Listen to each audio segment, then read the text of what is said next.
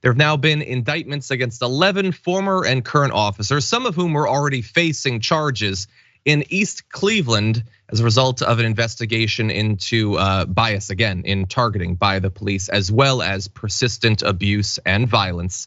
We're not gonna show you all of what was revealed in the last day, but I do wanna just show you one clip, an indication, I think just a window into how some of these cops see their role in society. Take a look at this.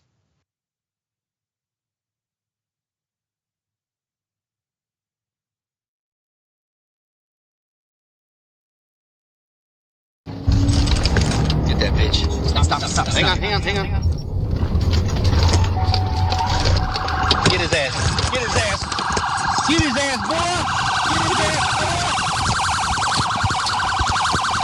Don't get this thing, man. Stop resisting.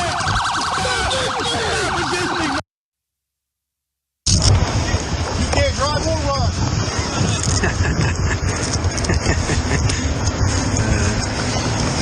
Nice little ass whooping.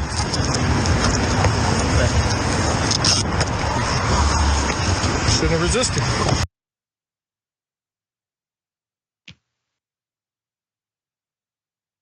What are you supposed to do with police? Every single second of that was, I understand they woke up and they put on a uniform and they had a shiny badge and they're legally allowed to carry a gun. None of that matters. We know exactly who that type of person is. Just so eager to beat the hell out of someone that comes up on a person who's literally lying on the ground, poses absolutely zero threat, and then delights on beating them.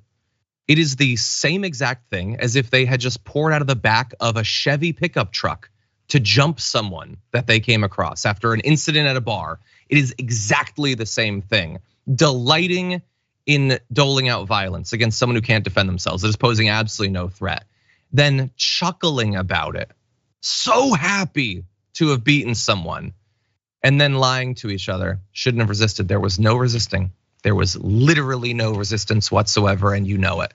And that was just one of many bits of video revealed by, this is Michael O'Malley, prosecutor for the county there. Sharon, what do you think? I think that these were gangs. That's what it's called. This is organized crime. Let's be clear again about the term here.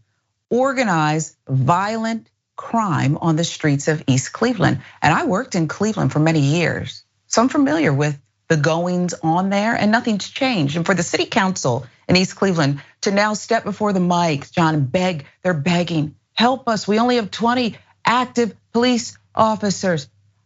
Listen, it might be a good thing for the citizens of East Cleveland. They might be a little bit safer today. I can say that based on what you just showed and the numbers indicted, okay? Because you talked about rape victims not wanting to come forward, sexual assault. This is all we know. What about what we don't know here? I think there's a lot more to uncover. You know what I think of when I see things like that? Like I see a video like that and I immediately get like so down, like again, how do you reform a system like this? And how do you live in a country where a significant percentage of regular people out there don't care that this is happening at all because they believe that it won't affect them or the sort of person that they are? How do you reform something like this when we cannot come together as a society to at least admit that it's a problem? But then I think, like when they'll talk about deploying like robots for law enforcement, like San Francisco or something. LAPD is apparently getting like a robot dog. And there's a lot of concerns about that. But one is, so what about the programming of it? Who's programming these things? What sorts of biases are they putting into the software? And we get concerned about that, and rightfully so. But then I think it's easy to do that with a robot. Are we any better?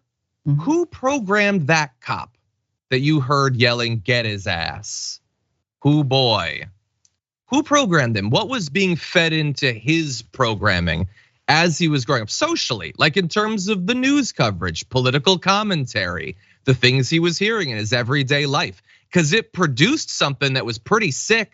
as bad as I could imagine any robot doing. It would be very difficult to get a robot to do what you just saw in that video. And yet American society programs an endless stream of young, angry, almost always, but not always. Sometimes there's diversity in police brutality, but often young, white, male cops who are ready to just get into a gang, a literal one, the sort of one that you're talking about, or even just a group of guys pouring out of a squad car to beat the hell out of someone who can't defend themselves. I'm worried about their programming too.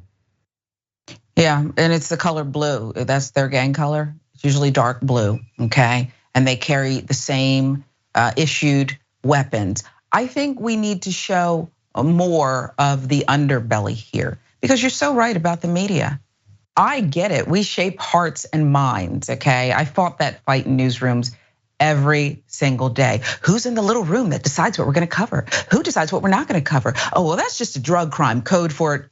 Black people killed, move on. Let's go out to Cobb County in the suburbs. Let's do things that white people care about. That's what you're really saying. And you reinforce, no matter the color, how people feel about themselves, how they believe their promises in America, where it ends, okay? Some people it's just beginning, other places it ends before you even leave the neighborhood block, okay? So you're right, America, this is your prescription and it's written to all of us. And the only way to unpack it is perhaps to throw out the system. Stop saying things like, well, defund the police is too far. Let's unpack what it really means. Let's start over. Let's learn the history of policing in America, because you cannot move forward until you know where you've been.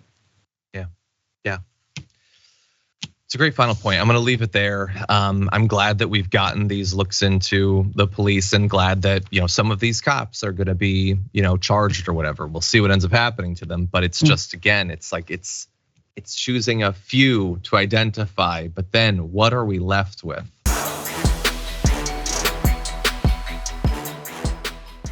Check out the Damage Report podcast each day, wherever you get your podcasts, whether Pocket Casts or Stitcher or iTunes. You can join me as I give you the news and stories you want, with a range of co-hosts and interview guests jumping in on the fun each day. Again, that's the Damage Report, wherever you get your podcasts. And if you get them at iTunes, don't forget to rate and review. Sometimes I'll read them live on the show.